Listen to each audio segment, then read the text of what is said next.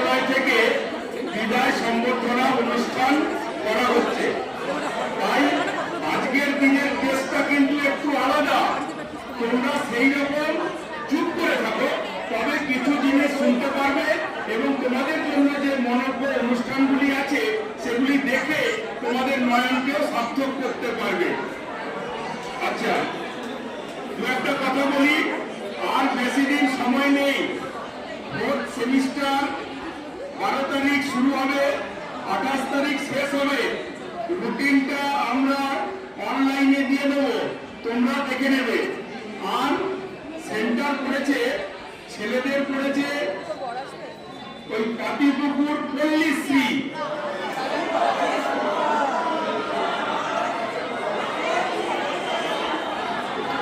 আর মেয়েদের পড়েছে মতিঝিল গার্লস।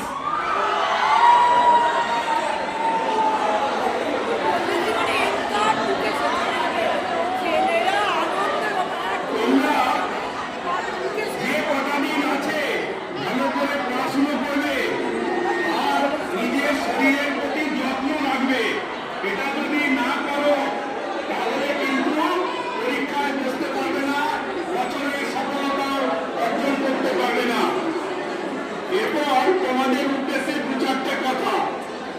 এক, তোমরা জীবনে কখনো হতাশা, নৈরাশ্য যতই আসুক, এগিয়ে যাওয়ার সংকল্প থেকে বঞ্চিত নিজেকে রাখবে না। আমি দু একটা ঘটনা বলি। কদিন আগে আমি পাহাড়ে গেছিলাম, দার্জিলিং যাওয়ার পথে কালিম্পং গেছিলাম আমরা। সেই কালিম্পংয়ে আমার একটা অভিজ্ঞতার কথা বলি। যখন গাড়িটাতে করে আমরা পাহাড়ে উঠছি, চুপ করো, পাহাড়ে উঠছি, তাহলে গাড়ির চাকাগুলো কোন দিকে করছে? সামনের দিকে। আবার যখন পাহাড় থেকে নামছি তখন গাড়িটার পতন হচ্ছে বলা যাবে কি? তখনও কিন্তু গাড়িটার চাকা সামনের দিকেই ঘুরছে।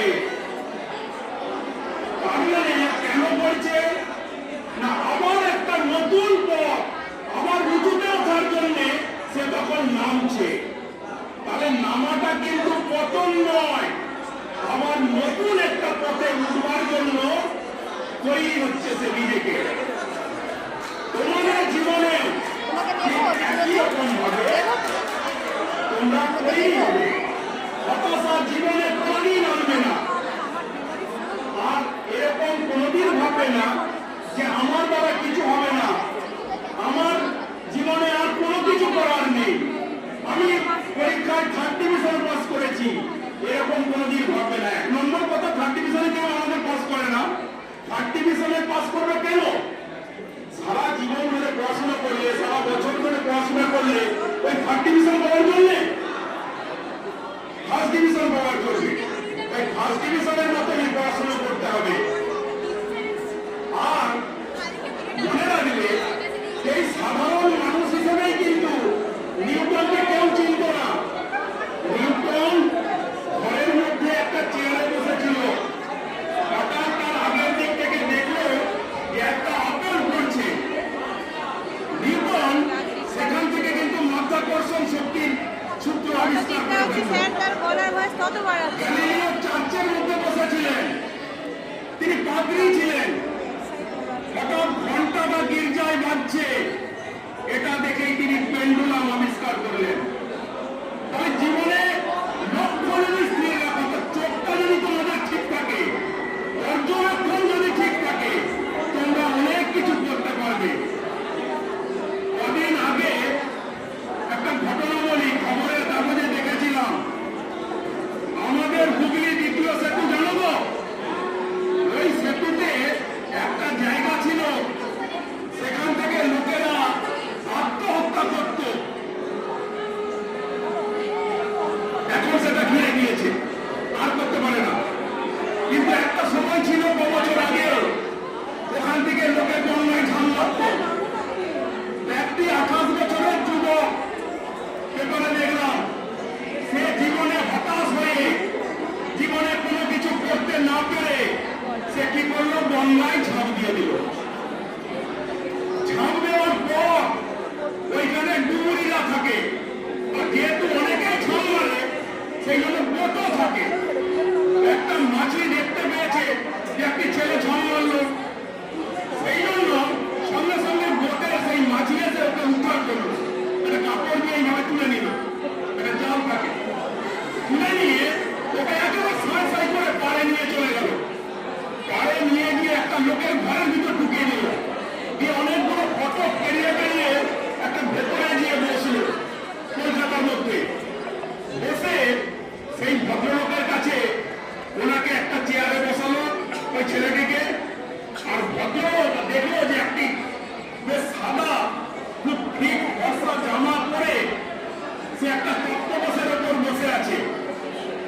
সেই লোকটির কানে কানে গিয়ে একবার ডান কানে কি বলে, আর লোকটা দেখায় 2, মানে 2 লাখ টাকা। কানে গিয়ে আরেকটা কানে দেখাচ্ছে, কেটে কি বললো, বলে 4 লাখ। আবার একটা কানে একটা কথা বললো, বলে 6 লাখ। এই করে উঠতে উঠতে 10 কোটি উঠে গেল। ওই লোকটা জিজ্ঞেস করছে, যে ছেলেটি ঝাঁপ মেরেছিল, সেই যুবকটি জিজ্ঞাসা করলো, কিসে 28 লাখ টাকা, 2 লাখ, 4 লাখ, 6 লাখ, 8 লাখ, এই করতে করতে 10 কোটি। তখন বললো, যে লোকটি ওকে উদ্ধার করেছিল, বললো ইনি সমস্ত দেহের পার্টস কেনেন, অর্থাৎ আমাদের শরীরে ভরা আছে অনেক জিনিস, কিডনি, লিভার, হার্ট, লাং, মস্তিষ্ক, এবং অনেক যন্ত্র দিয়ে ভরা আছে। এই এক একটা যন্ত্রের দাম বলছে, আর উনি একটা একটা করে দাম বলছেন।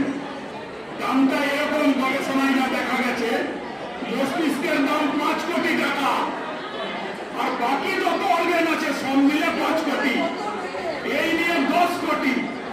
একটা মানুষের শরীরে এখান থেকে যে মরালোকটা ঘটনাটা আমি বলছি তোমাকে, ওই খবরের কাগজের অংশটুকু থেকে, এই যে 10 কোটি টাকার যন্ত্র ভগবান তোমাদের উপহার দিয়েছেন, এই অর্গানগুলোকে কাজে লাগাও। অর্থাৎ ছেলেটিকে বললো, তোমার এইগুলো যদি দিয়ে দেওয়া হয়, উনি 10 কোটি টাকা দেবেন বলেছেন। তখন বললো, আমি তো একবার নিয়ে নিলে মরে যাবো। তুমি তো মরতেই এসেছিলে, তাহলে মরতেই যদি এসেছিলে, তাহলে তোমার ওই অর্গানগুলো দিয়ে দাও। তখন ও কি করলো,